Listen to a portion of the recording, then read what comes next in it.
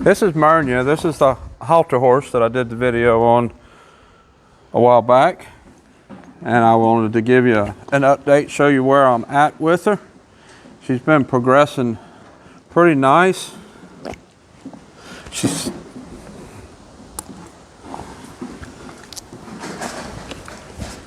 still wants to push forward.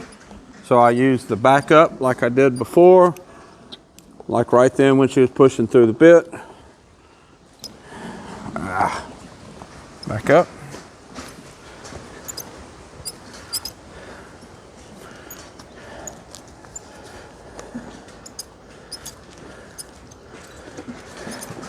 So when I'm trying to bridle her or trying to saddle her and she pushes forward, I'm still backing her up. Get that back up in her mind.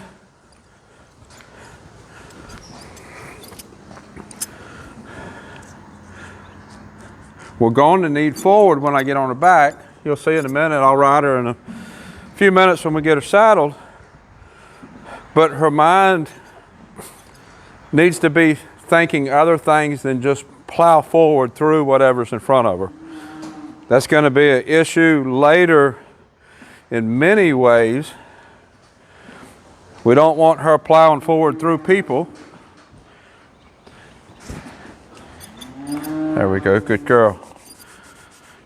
Later, if we're going to, the owner's going to trail ride her, work cows, whatever, right there. See, she plows forward. Let's back up.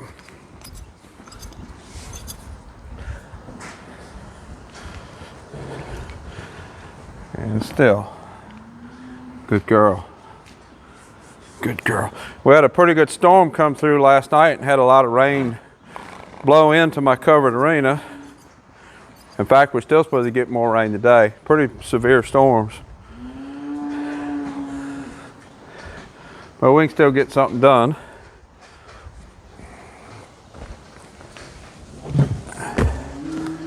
This is the horse, if you remember, was afraid of the cows. I feed the cows right over there and she's looking that direction. I actually have a bull calf that I just bought that's in a pen over there that's hollering. Back up. That she can hear but she can't see. Back up. And that's a big part of what has her attention.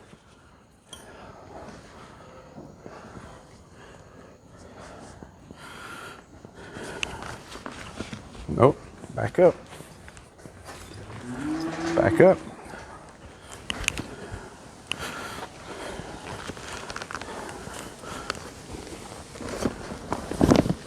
Back up.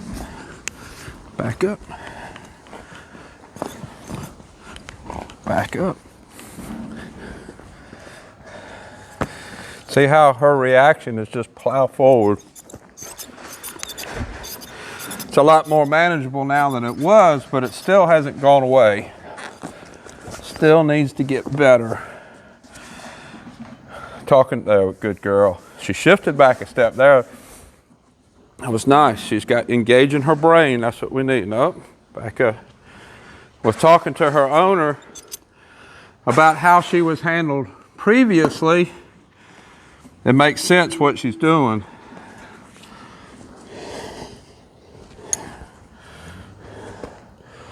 Lower the girth on this side.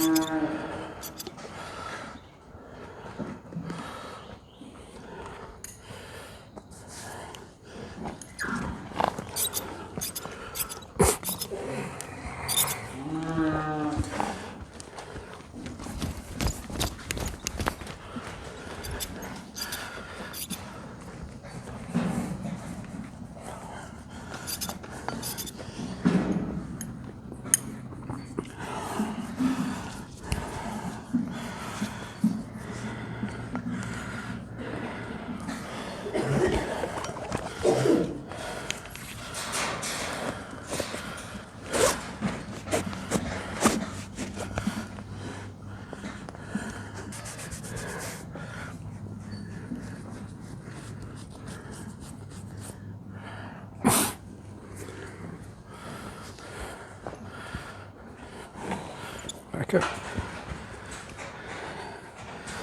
Back up. Not that tight.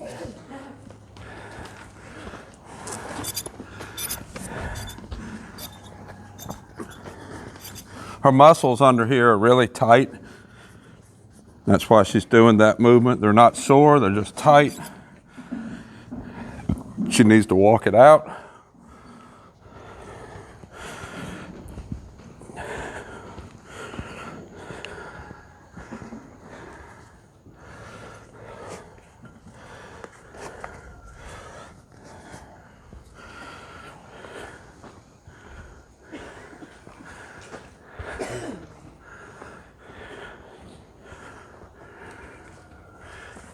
There we go. Now she's starting to relax a little bit. It's just really tight.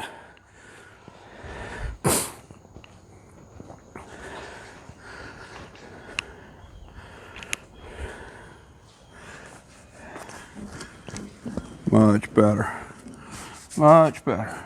It was like her anxiety over what was going to happen was worse than what was going to happen.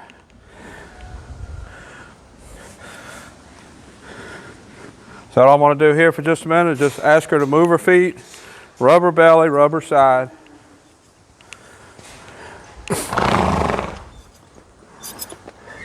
I can feel it's much softer here.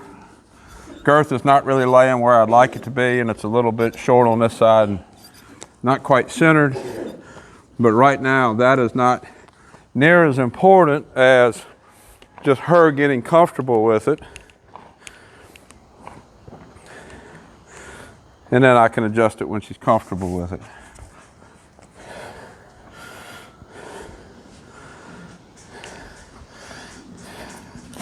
There we go, good girl. Her eyes a lot more relaxed, a lot less worried.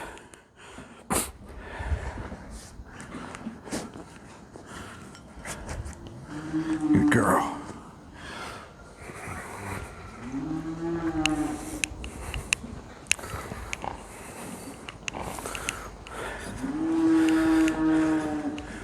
When she first came, she was kind of worried about the saddling like she is now. But it was like she handled that worry by just blocking it out and just plowing forward. And in the process of what I've been doing with backing her up, that forced her to not block it out, forced her to pay attention. And in the process of her paying attention, I've been able to work through her anxiety about the saddle, about the rider, that kind of thing. Much more relaxed now.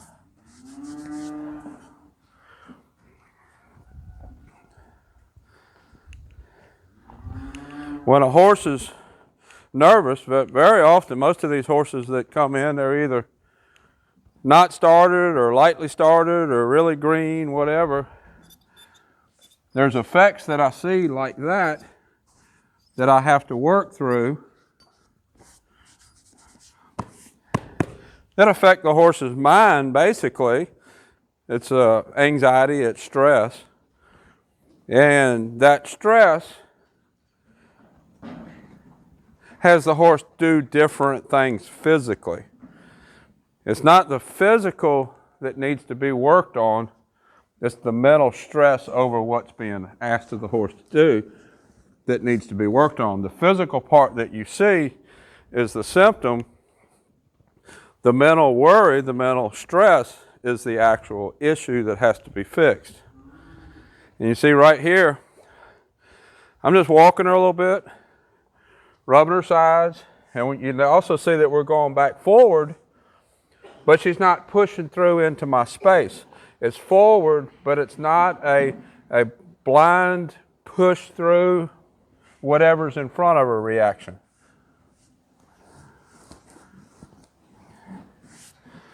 I do not believe this horse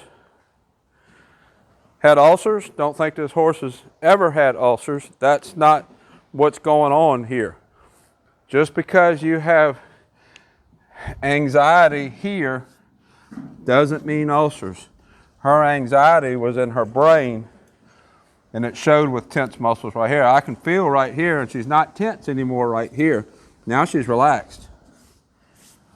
In the process of being relaxed, she's relaxed here. She's not plowing through the space. I had to get the physical reaction of her backing up to get her to open up her mind and let me teach her that it's not that stressful. Let's walk another circle this direction.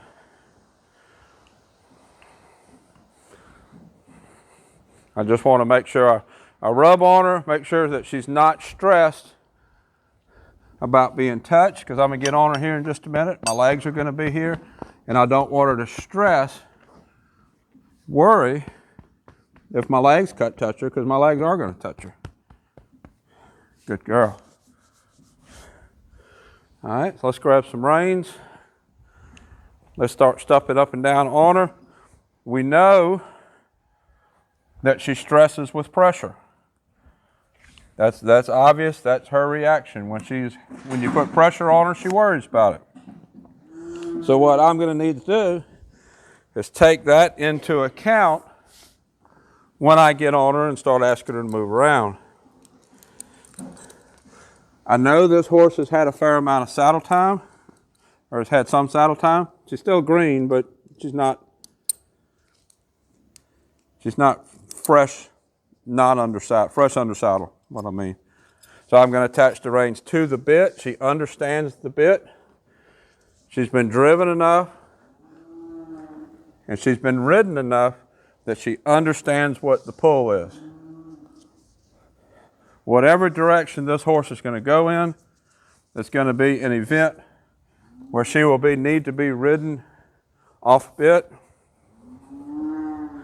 There are a lot of clinicians out there that'll start riding off a halter, start riding off a side pull, start riding off of a lot of things, and they'll do that for an extended period of time. And they do that, they say, to save the horse's mouth, which is good. That's what you should be doing.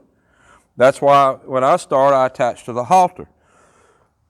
But when the horse starts to understand the pull of the bit, the pull of the face, then that horse needs to be transitioned to the bit. Every horse that I train is going to be a performance horse of some sort. They all have to be ridden off bit.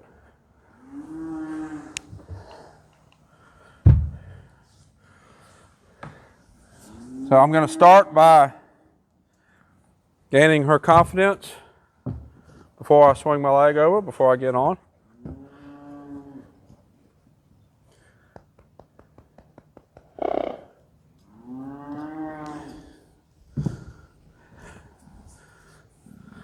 I'm sure I could swing my leg on over and I could ride off and it wouldn't be a problem.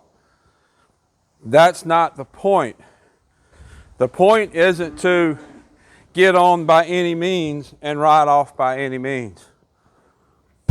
The point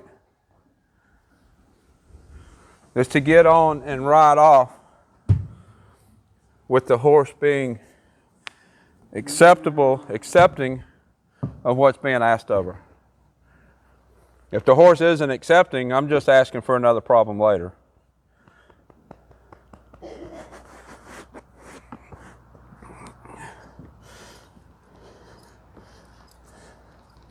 Nope. See how I put a little pressure? She pushed through.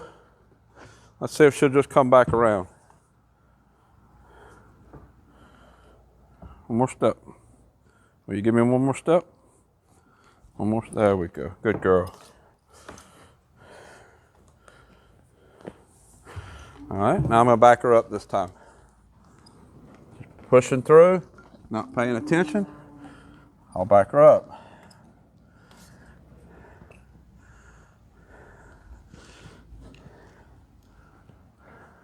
Back her up again.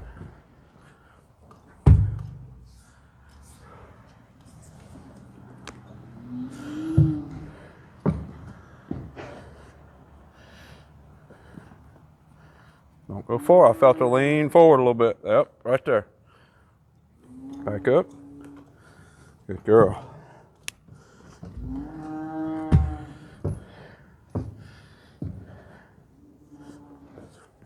Back up.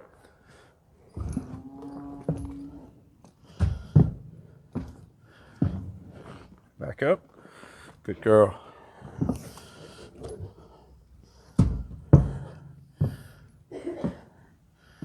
Don't go forward.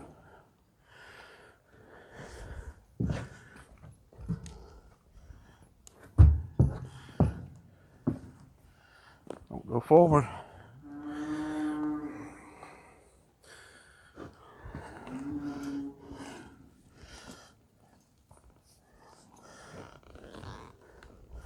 Don't go forward.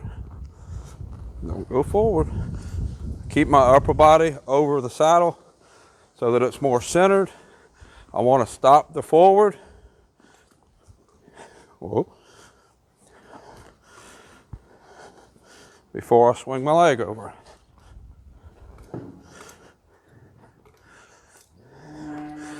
Good girl.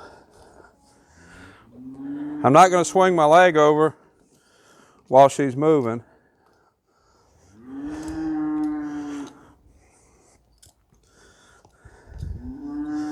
See if she'll back up a step.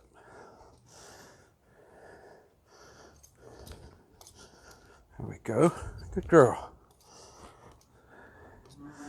A little forward.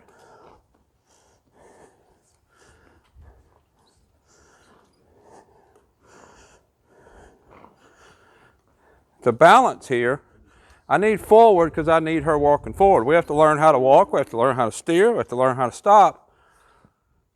But I can't have her just blindly pushing forward through pressure like she does on the ground. So what I have to do here is I have to recognize when she's walking forward willingly and when she's walking forward just pushing through pressure. If she's walking forward willingly, we're just going to turn left, right, steer, stop, teach her what she needs to know under saddle. If she's blindly pushing through the pressure, I don't want to just, I'll pull back some because I want her to back up. I need that, just like I was using on the ground, to get her to back up, unlock that blockedness, and back up. I need her to learn to back up from the saddle just like I need her to go forward from the saddle. I use that on the ground to key into her mind, to unlock her mind when it was blocking out the world, blocking me out. That same thing is going to transfer to the saddle. The same tool that I used on the ground, I'll be using on the saddle.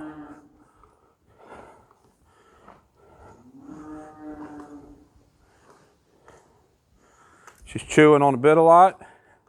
It's okay. She's a little bit nervous. She hasn't had that many rides under saddle. I'd expect her to be a little nervous. That's normal. As she gets more comfortable under saddle, the nervousness is going to go away. Chewing on the bit's going to go away. Blocking me out and pushing forward through space is going to go away. And she'll end up being a nice riding horse. At this point, what I need to do is I need to be building her confidence that everything's okay, nothing's going to hurt, nothing bad's going to happen.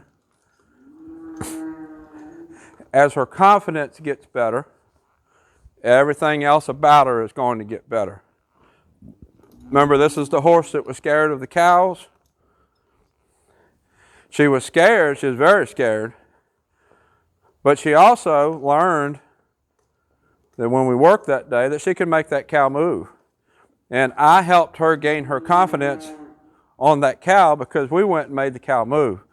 Well, now that same thing that I did on the ground by showing her that we could make the cow move from the ground, I'm doing from the saddle, and I'm showing her we can turn left, we can turn right, we can stop, back up from the saddle, and you can be confident about it.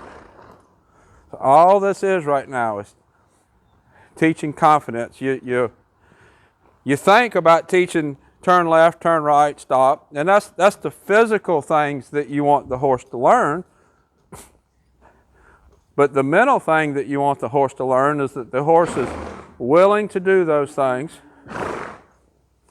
not scared of those things, and together with the things that you do together, the horse is going to build confidence.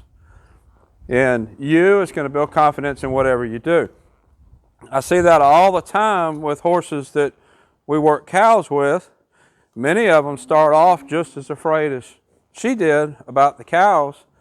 And then once you're on their back and you're telling that cow to move, and you're working together with that horse in almost like a herd situation, that horse gets confidence from you, and you can really see their demeanor change in a good way, that they feel good about themselves. And that's what we're wanting here.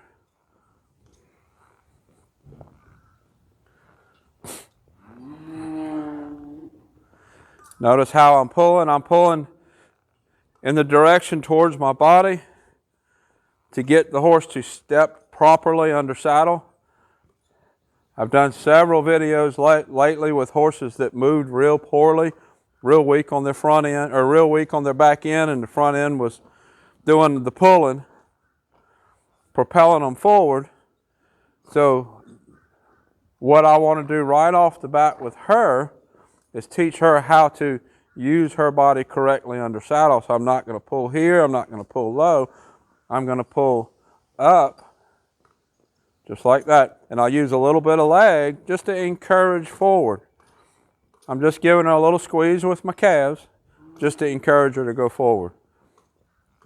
I'm not going to hold on her face all the time. You see the reins, they're slack enough that she gets released from the reins. They're not so slack that if I get in the bind, I can't get her face. But I want to make sure I give her a release. Turn right, get soft. Turn right, get soft. Now get soft. I wanted to get around where you could see. So we're going to turn right, watch the direction I'm pulling my hand, get soft. Turn right again, get soft. Her head came around really nice that time. There's really not that much resistance in her head to turn left and right. The work that I did on the ground with driving has really paid off there. She's not pulling back against my pull. She's not quite sure about the feel of the bit in her mouth, but she'll get used to that. That's kind of like learning to wear a hat. You know, it's all you think about when you first put it on. And then after you've had it on all day, you even forget you have it on. Kind of like when I lose my reading glasses on top of my head. It'll be the same way with her. It's important how that bit is adjusted in her mouth. I always want to have that bit loose enough so that she can pick it up and hold it where it's comfortable for her. That makes our communication better. I never adjust a bit so that there's wrinkles in the horse's mouth. A lot of people still teach that,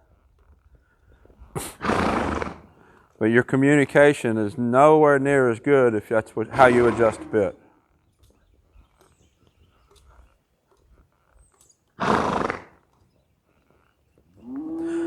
I can tell here, like when I turn, I'm giving her a little squeezes with my legs to kind of keep her forward, keep her moving forward. That's how I can tell she's not pushing forward through pressure. She's just not just blindly just going forward.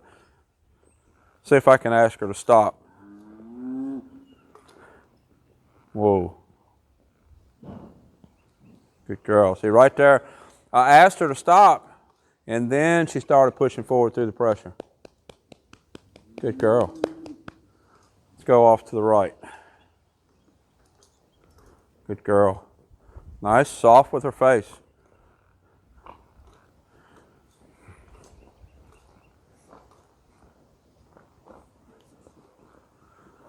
Ask for another stop.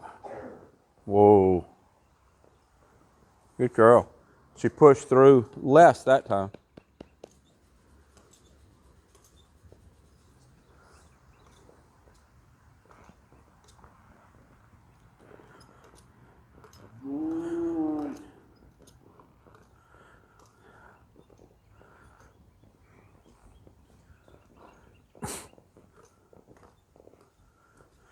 So one of the big key points, anytime you're trying to gain a horse's confidence in anything, whether it's this, confidence in the saddle, confidence in the rider, confidence in working cows, confidence trail riding, anything, it doesn't matter, is you don't want to overdo too much at one time. She feels broke enough, soft enough, that I could probably take her out on a trail ride. I might be able to ride her a couple of hours.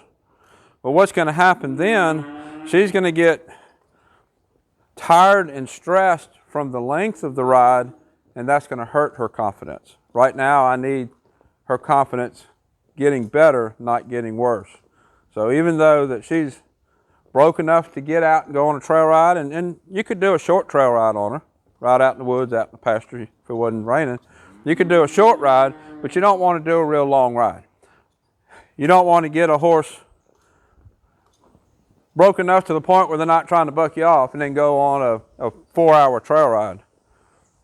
You used to be able to do that back in the 1800s when they was getting horses under saddle and going out and pushing cows across the state, driving cows from one state to another. But horses are a lot different now than they used to be. Take a horse nowadays and try to do that kind of work with them. It's not going to work good, because that's not the horse that's been bred for the last 100 years.